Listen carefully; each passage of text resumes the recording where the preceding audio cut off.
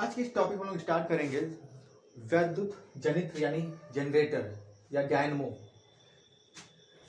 तो विद्युत धारा का चुंबकीय प्रभाव चैप्टर के अंतर्गत वैद्युत जनित्र डायनमो या जनरेटर बहुत सारे नाम से जाना जाता है। ठीक, तो अब है क्या, इसका जो काम है वो है यांत्रिक ऊर्जा को इलेक्ट्रिसिटी यानी विद्युत ऊर्जा में बदल देना। तो यांत्रिक ऊर्जा को विद्युत ऊर्जा में बदलने वाला जो डिवाइस है, जो यंत्र है, उसी का नाम है विद्युत जनित्र या डायनमो। अब जो विद्युत ऊर्जा जब बदलता है यानी जो विद्युत धारा वहां से पैदा किया जाता है, तो विद्युत धारा जो पैदा होता है, विद्युत धारा दो टाइप का होता है। एक होता है एसी अल्टरनेट करंट और दूसरा होता है डीसी जिसको डिस्ट धारा कहते हैं, डायरेक्ट करंट कहते हैं। तो एसी और डीसी में क्या अंतर है उसको भी बताना पड़ेगा, लेकिन वो बाद में बताया जाएगा फिलहाल। तो हम यहाँ पे अभी डीसी डायनमो का एक फिगर बनाए हैं। तो वैद्युत जनित्र में अगर कुछ नहीं बोलता तो डीसी डायनमो का ही फिगर बना के है हम लोग उसको समझा सकते हैं या बता सकते हैं परीक्षाओं में।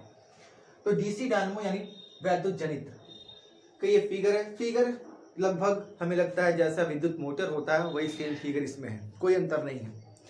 बस विद्युत मोटर में होता क्या है, हमने यहाँ से सेल लगाया और सेल लगाने के बाद देखते हैं ये घूमता है, लेकिन यहाँ पर सेल नहीं लगा है। यहाँ पर हमें इसको घुमाना है और ये घुमाने के बाद इसके अंदर अब वैद्युत धारा उत्पन्न किया जाएगा। अब ये डीसी अगर होगा, डायरेक्ट करंट होगा, तो खासियत क्या होगा, डीसी होगा तो किसी एक इंड से यानी जो कार्बन के दो ब्रश लगे हैं, B1 और B2 नाम दिया जाए इनका, तो इन कार्बन ब्रश में से किसी एक तरफ से, ये दो बले हैं, रिंग है, आधे टूटे हुए R1 R2, और ये दो ब्रश हो गए B1 और B2। अगर ये डीसी होगा तो किसी एक इंड से करंट बाहर आएगा और दूसरे इंड में दूसरी तरफ चला जाएगा। अगर एसी होता तो होगा क्या, आधे चक्कर में करंट इधर से आता और नेक्स्ट आधे चक्कर में करंट इधर से निकलता। तो करंट हमेशा अल्टरनेट बदल के निकलता है, एक बार इधर से निकलेगा तो दूसरी बार उधर से निकलेगा, यानी B1 से भी निकलता है और B2 से निकलता है। हर एक साइकिल में, हर एक चक्कर में, आधे चक्कर में B1 से करंट निकलता है तो आधे चक्कर बाद B2 से निकलता है, तो वो एसी होता है, उसको अल्टरनेटिंग करंट कहते हैं। बट यहाँ पर हमें डीसी करंट बनाने वाला जो डीसी डायनमो है उसके बारे में कंस्ट्रक्शन किया गया है, फिगर बनाया गया है। तो सबसे पहला डायनमो है क्या, परीक्षा में पूछेगा विद्युत जनित्र है क्या, तो सीधे सीधे एक छोटी सी परिभाषा है, एक ऐसा यंत्र है जो यांत्रिक ऊर्जा को विद्युत ऊर्जा में कन्वर्ट करता है या बनाता है, बदल देता है, और इससे निकलने वाली धारा अगर डिस्ट धारा है तो उसको डीसी डायनमो नाम देंगे। अब रचना, इसके जो पार्ट हैं, कौन कौन से मेन पार्ट हैं, किससे बना होता है, तो इसका मुख्य तीन भाग है, चुंबक, दूसरा आर्मेचर, तीसरा ब्रुश व वलय।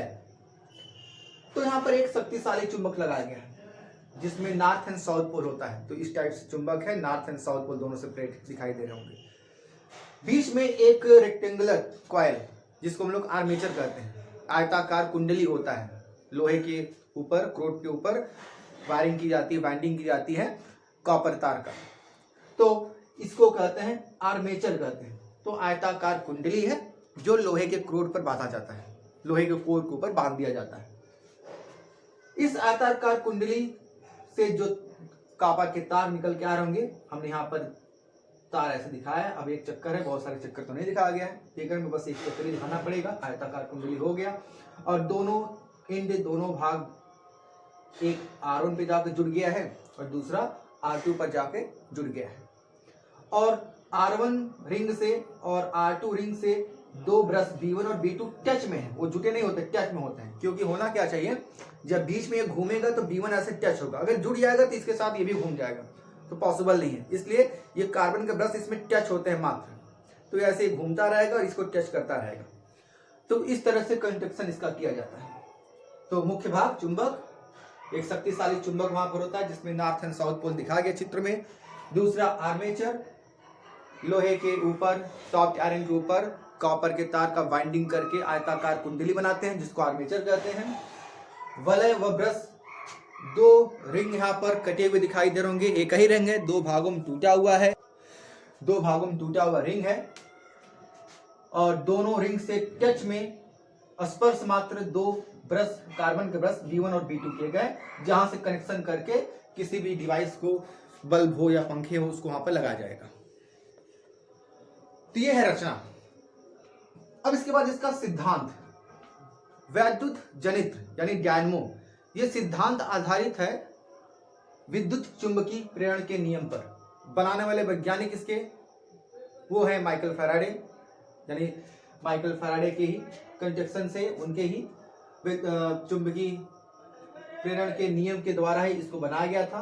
उसी नियम पर बिल्कुल आधारित है, सिद्धांत बिल्कुल वही है, चुंबकीय प्रेरण। तो इस सिद्धांत के अंतर्गत क्या था, हमने बताया था चुंबकीय प्रेरण क्या होता है। इस सिद्धांत के अंदर किसी भी आयताकार कुंडली को जब किसी चुंबकीय क्षेत्र में हम घुमाते हैं, तो घुमाने पर इसके अंदर, तो इसको इस तरह बनाया गया कि जब घुमा दिया जाएगा कुंडली को, तो कुंडली को घुमाने पर होता क्या है, इस सरफेस से, आयताकार कुंडली से पास होने वाला या गुजरने वाला चुंबकीय फ्लक्स में परिवर्तन होने लगता है। और चुंबकीय फ्लक्स में परिवर्तन होने से ही क्या होता है, वैद्युत धारा उत्पन्न होती है, जिसको हम लोग प्रेरित विद्युत धारा या प्रेरित धारा कहते हैं। अब इस जनित्र के सिद्धांत के बाद हम पढ़ेंगे इसकी कार्यविधि, ये कैसे कार्य करता है।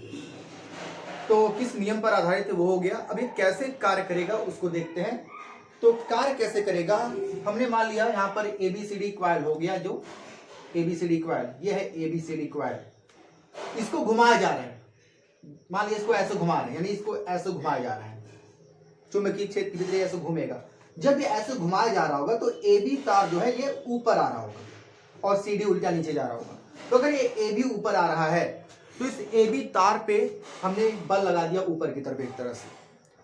तो अब फ्लेमिंग का जो दाएं हाथ का नियम है उसको इस्तेमाल करें और इसमें धारा की दिशा को देखें। तो फ्लेमिंग के हिसाब से ये N से S दिशा, चुंबक के उत्तर से दक्षिण की तरफ कर दो पहले फिंगर को, ये होता है चुंबकीय क्षेत्र की दिशा। अंगूठा लगने वाला बल, चालक गति किधर कर रहा होगा, चालक किधर गति करेगा, लगने वाला बल नहीं होता, चालक के गति की दिशा। तो AB चालक ऊपर आ रहा था तो गति की दिशा ऊपर हो गई चालक का। तो इसमें जो प्रेरित धारा की दिशा होगा B से A बनेगा। तो B से A की तरफ हो जाएगा धारा की दिशा, ऐसे हुआ।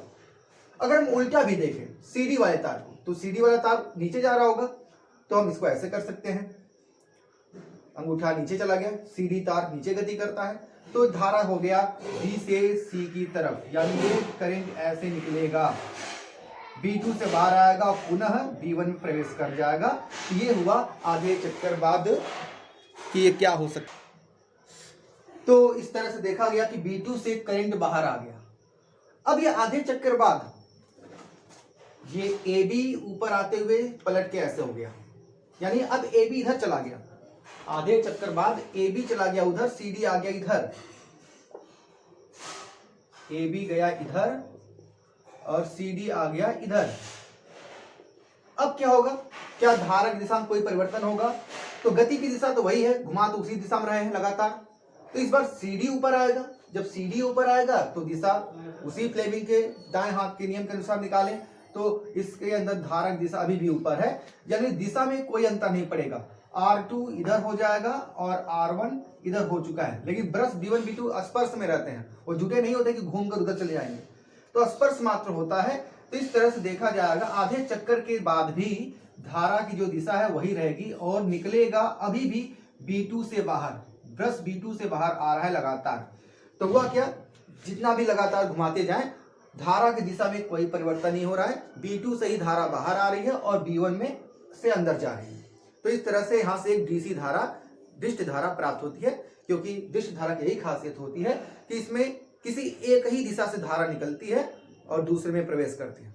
अगर ये लगातार बदलता, एक बार आधे चक्कर में धारा B2 से निकल रहा है और दूसरे आधे चक्कर में धारा B1 से निकल रहा है, तब ये एक AC होता है, अल्टरनेटिंग करंट होता, यानी तब ये AC डायनेमो कहलाता है। तो ये DC डायनेमो का फिगर है।